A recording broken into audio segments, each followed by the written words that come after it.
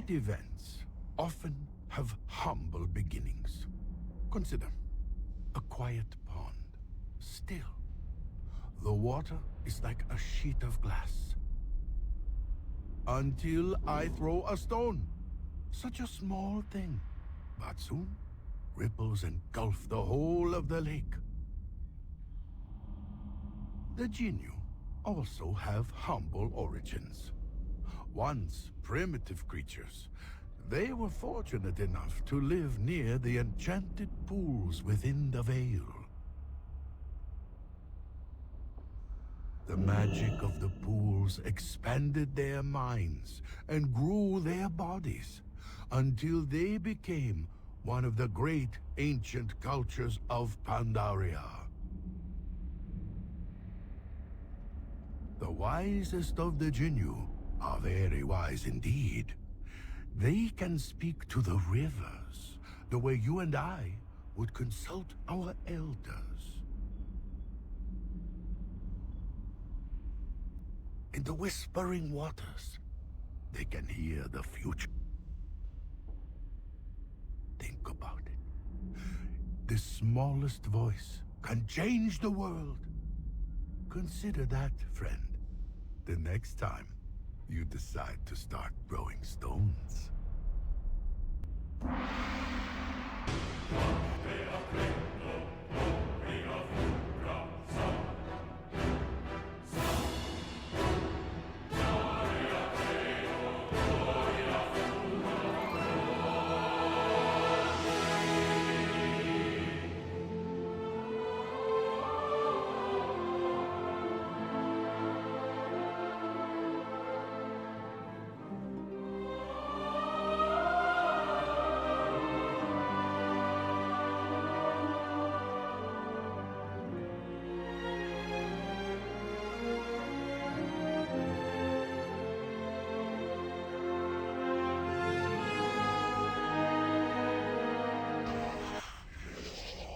The Mogu tell a legend about Le Shen, the Thunder King.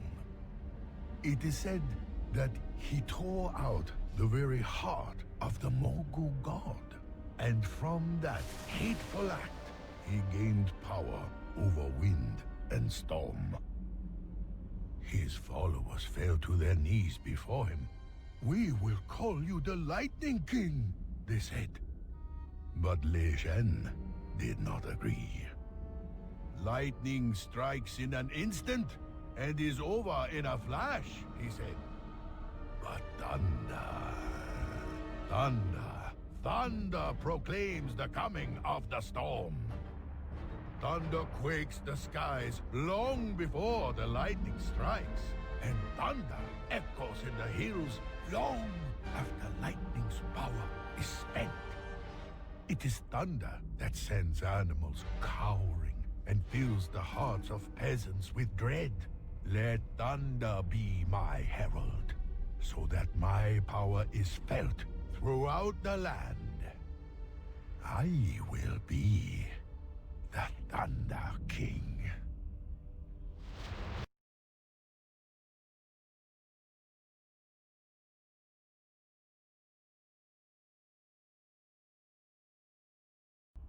In the ancient days before the sundering of the world, the Mogu emperors ruled over Pandaria.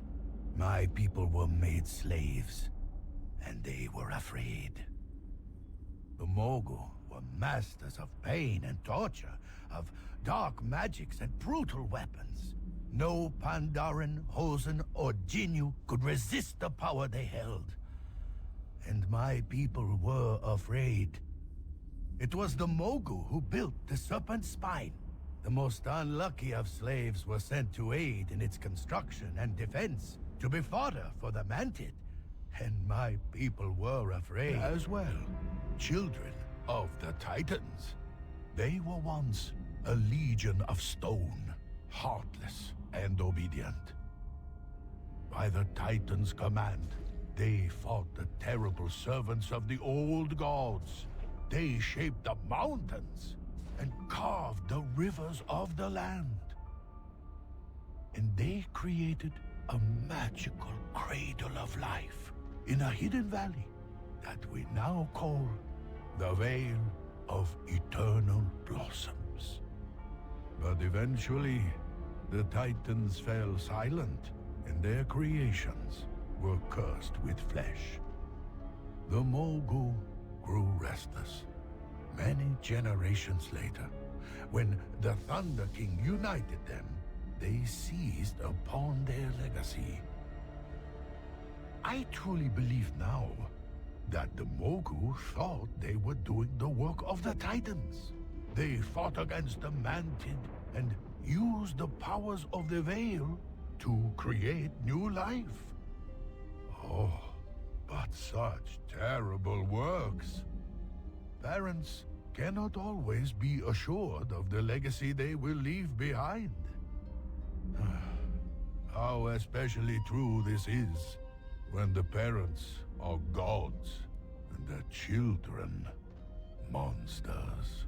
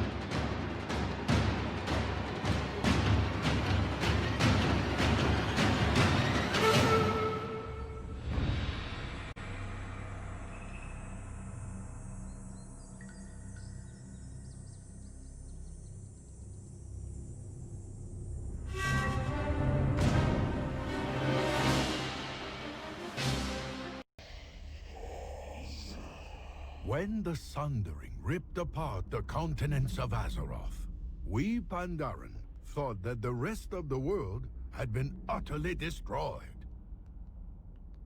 But as the centuries passed, one young explorer decided to see what was out there. His name was Liu Liang, and he set out to discover the world on the back of a turtle. We celebrate his bravery with statue and song, but if you were actually there, on the beach that very day, well, I'm sure he looked quite silly indeed. Oh, how the Pandaren laughed at him. But Liu Lang was more clever than anyone thought. Sea turtles always return to the beach where they were born. And so, despite the mists that envelop our land, he always had a way home. Every few years, he returned, with tales of mysterious cities in the sand, nomadic people living on endless grassy plains, a great empire under the ice, and a magical kingdom gilded in gold. Each time he returned, more and more Pandaren answered Liu Lang's call and joined him on his growing turtle. They were the bravest among us, the explorers, the adventurers. And that is the lesson of Liu Lang, my friend. Everyone always laughs at the explorer. They always laugh until he returns.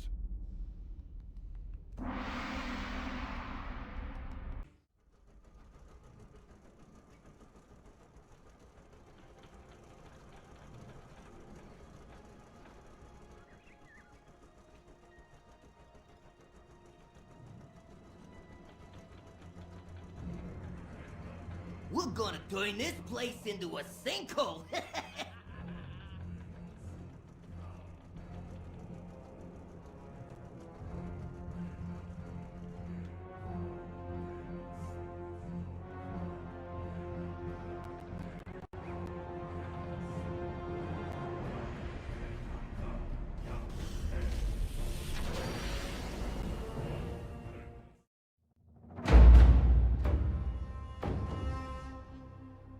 Preguntar por qué luchamos es preguntar por qué caen las hojas.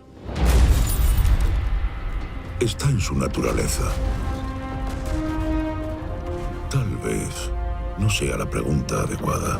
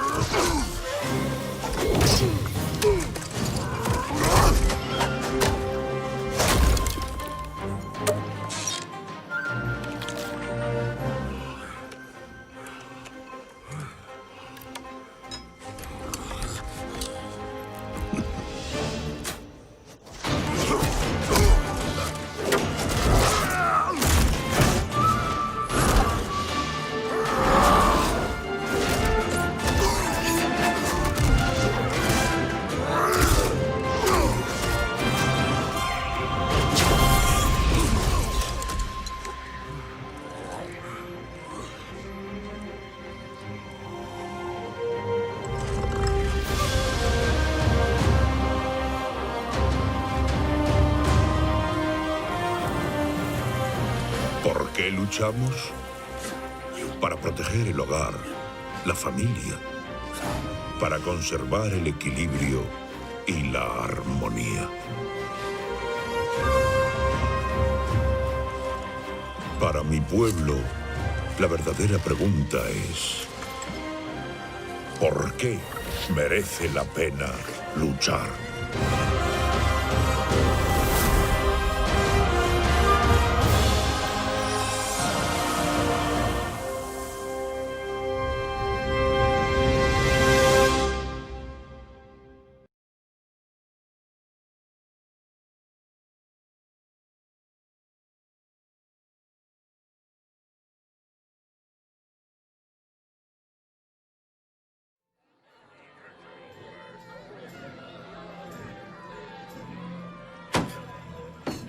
So...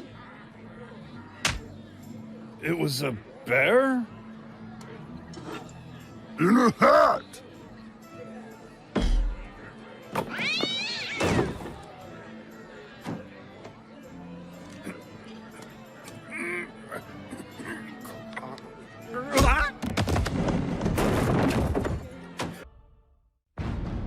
I am pleased to report that the battle at sea goes well, War Chief. Our forces report decisive victories off the coasts of Daenerys and Tol Barad. Alliance blood spills.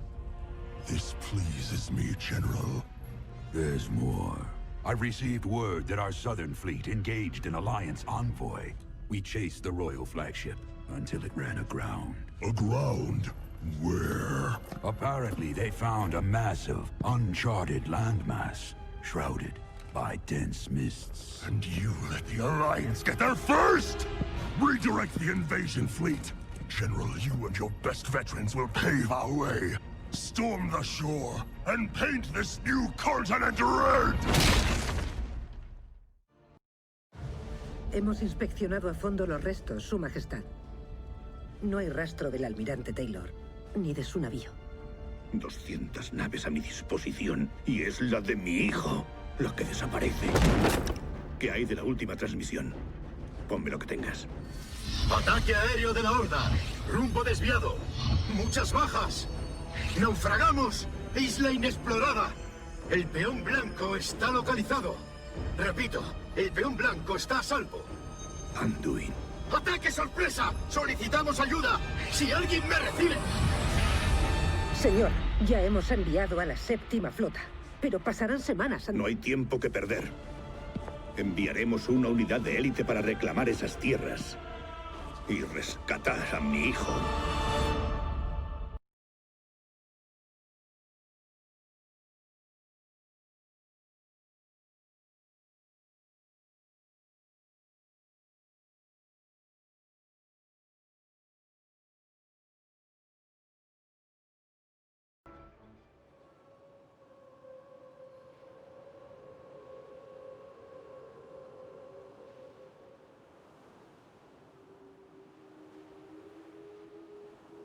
La última posición conocida del buque insignia estaba ahí.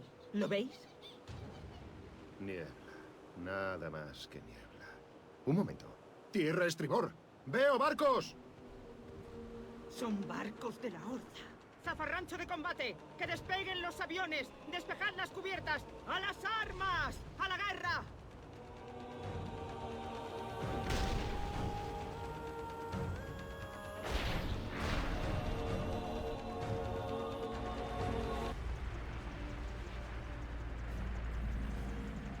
¿Qué demonios es eso?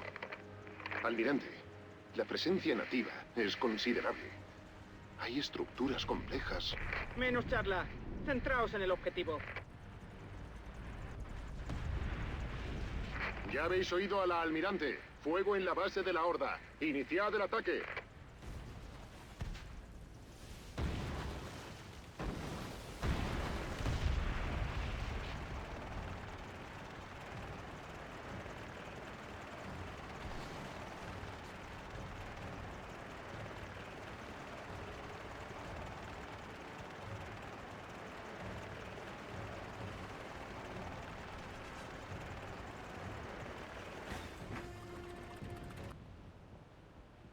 soldados. Os entrenasteis para esto. Sois la élite. Sois los soldados del abrasacielos. Esta es la nave que abatió a la muerte. ¿Creéis que una burda avanzadilla de la Horda tiene alguna posibilidad contra el orgullo de la Alianza? ¡Ni hablar! Esa escoria verde infectó vuestros hogares en Costa Sur, asedió a vuestros hijos en Crestagrana y masacró a todo hombre, mujer y niño en Céramor. ¡Es la hora de la venganza!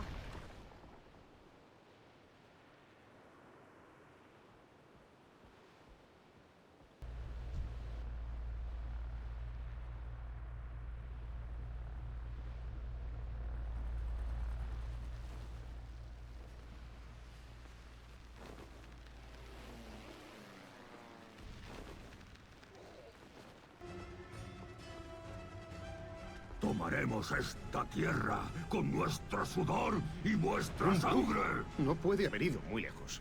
Debe de haber otra base.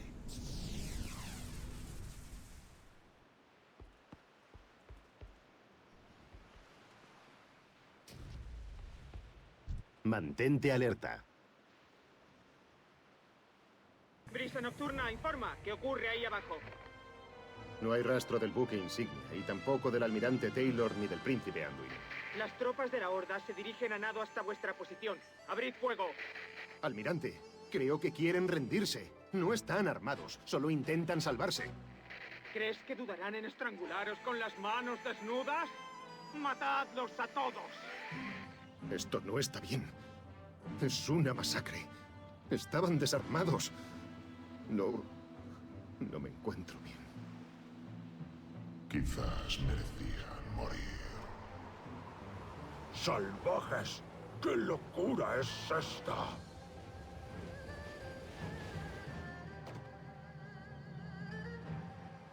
¡Alto, soldados! Se trata de un nativo.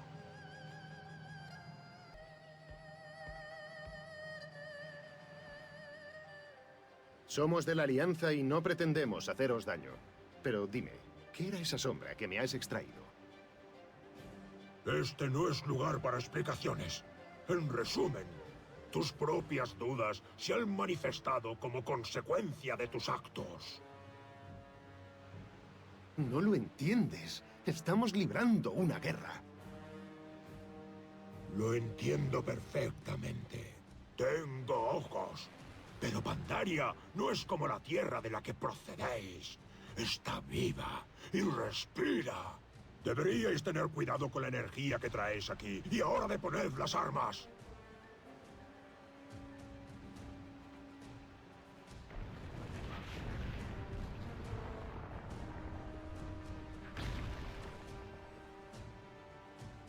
Traéis la guerra a nuestra costa. La tierra misma responderá a vuestras pasiones y a vuestra violencia. No sé cuáles serán las consecuencias definitivas. Nadie lo sabe.